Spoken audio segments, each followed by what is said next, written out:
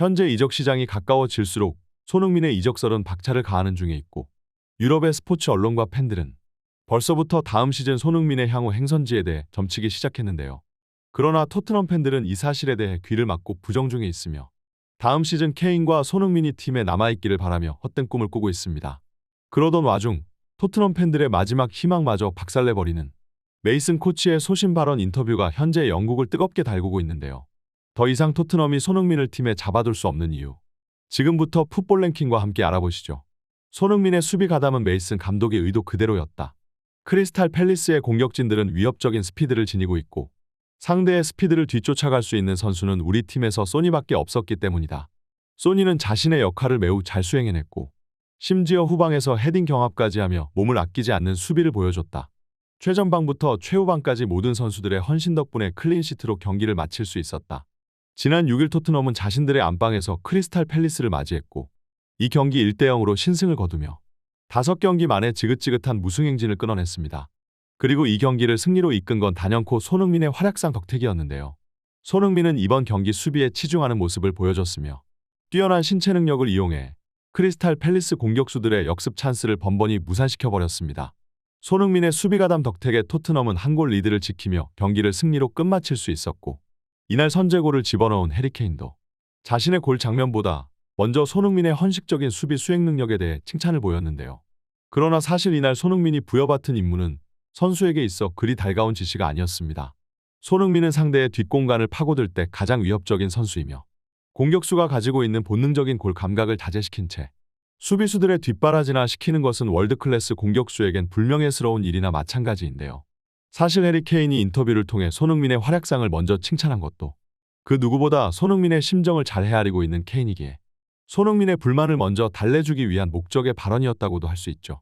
그리고 영국의 축구 전문가들과 팬들은 이러한 메이슨 임시대행 감독의 전술을 비난했습니다. 왜냐하면 상대가 맨체스터 시티도 리버풀도 아닌 중하위권 클럽에 불과한 리그 12위에 위치한 크리스탈 팰리스인데 그런 팀을 상대로 토트넘 정도 되는 규모의 클럽이 수비적인 공세를 먼저 취하는 것은 크리스탈 팰리스를 자신들보다 강하게 여기고 있는 패배주의적인 마인드에서 비롯된 경기 운영 방식이라는 것인데요. 이번 승리는 토트넘에게 있어 달콤한 것이었을 테지만 이건 말 그대로 일시적인 승리일 뿐이다. 하위권 팀들이나 사용하는 소극적인 전술로는 토트넘은 유럽 대항전을 노릴 수 없다.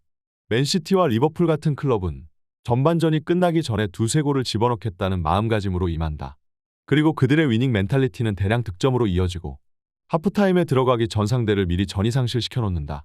그렇게 되면 후반전 자신들은 더욱 편하게 경기를 운영할 수 있게 된다. 이것이 빅클럽이 선수단과 감독이 가져야 하는 마음가짐이다. 그러나 메이슨 코치는 유럽 최고의 골잡이인 손흥민에게 수비적인 임무를 부여했다. 케인의 선제골이 들어간 것은 토트넘 입장에서는 천만다행이었지만 그 후에 토트넘이 경기 운영을 편안하게 했는가? 전혀 그렇지 않다. 소극적인 토트넘의 공세는 경기 막판까지 치열한 접전을 펼치게 했으며 자신들의 한 골을 간신히 지키기 위해 더욱 많은 체력을 소비하게 했다. 케인의 선제골 직후 손흥민이 최전방에 자리에 그대로 있었더라면 기세를 탄 토트넘은 대량 득점으로 이어질 수도 있었을 것이다. 손흥민의 수비수 기용은 편하게 갈 경기를 더욱 어렵게 만들었다. 전문가들과 영국 축구 팬들의 신랄한 비판은 정말이지 말 그대로였는데요. 손흥민 대신 최전방에 투입된 히샬리송은 이렇다 할 경기력을 보여주지 못했으며 결국 히샬리송의 공백을 메우기 위해 케인은 평소보다 더욱 고생을 해야만 했습니다. 만약 케인의 옆자리에 평소와 같이 손흥민이 있었다면 토트넘은 대량 득점으로 이 경기를 손쉽게 가져갈 수도 있었을 텐데요. 결국 이와 같이 자신보다 약한 팀을 상대로도 수비적인 자세를 취하게 하는 경기 운영 방식은 메이슨 코치가 토트넘이라는 클럽을 맡기에는 부적합한 인물이라는 것을 보여주고 있습니다. 그러나 이 초짜 감독 메이슨 코치가 다음 시즌 토트넘의 정식 감독으로 선임될 수도 있다는 토트넘 팬 입장에서는 절망적인 소식들이 들려오고는 있는데요.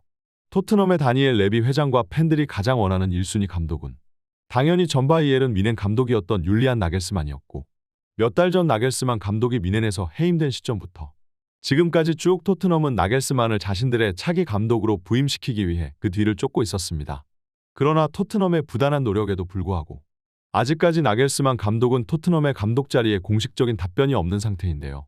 그럴 만도 한 것이 감독의 입장에서 토트넘은 독이 든 성배나 다름없으며 트로피 사냥꾼이라 불리던 조세 무리뉴와 안토니오 콘테마저 토트넘의 형편없는 행정 능력과 형편없는 재정적 지원에 트로피 하나 못 들은 채 실패를 겪고 돌아갔습니다.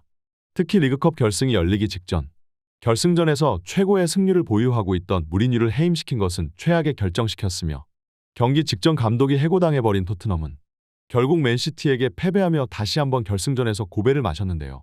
토트넘을 거쳤던 감독들은 하나같이 입을 모아 축구에 대한 안목이라고는 전혀 없는 토트넘의 보드진들을 비판하였고 결국 이악명은 유럽에서도 자자해 이제는 더 이상 토트넘에 부임하고 싶어하는 감독이 없을 지경에 이르렀습니다. 그리고 이는 나겔스만 감독 또한 다를 바가 없으며 결국 다음 시즌까지 제대로 된 감독을 물색하지 못할 수도 있는 토트넘은 메이슨 코치를 정식 감독으로 앉히는 최악의 수를 다시 한번 생각 중에 있는데요. 이와 같은 결정은 사실상 토트넘의 다음 시즌을 포기 선언하는 것과 마찬가지이며 현재 30줄이 넘어가고 있는 케인과 손흥민에게 한 시즌을 한번 더 날리라는 것은 아무리 충성심이 넘치는 선수들이라도 더 이상은 용납할 수가 없는 일입니다. 메이슨 코치는 핵심 선수를 팀에 붙잡아 두기 위해 이번 시즌 손흥민을 향한 달래주기식 인터뷰를 지속적으로 시도해왔으며 그 중에서도 손흥민이 운만 따랐다면 이번 시즌 리그 25골은 넣었을 것이라는 인터뷰 내용은 다음 시즌 토트넘은 달라질 것이니 팀에 잔류해달라는 의미를 간접적으로 드러내고 있는 것이죠. 그러나 정작 메이슨 코치가 정식 감독으로 남게 된다면 발전은커녕 앞으로 토트넘은 내리막길만 걷게 될 것이 뻔할 노릇입니다.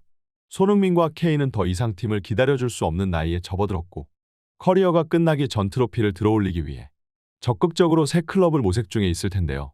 토트넘은 다음 시즌 챔피언스 리그 진출에 실패했기 때문에 다니엘 레비 회장 또한 이 두 선수를 팀에 잡아둘 명분은 더 이상 없는 데다 축구팬들 입장에서도 이 세계적인 공격수들을 챔피언스 리그 무대에서 다시 한번 보고 싶을 겁니다.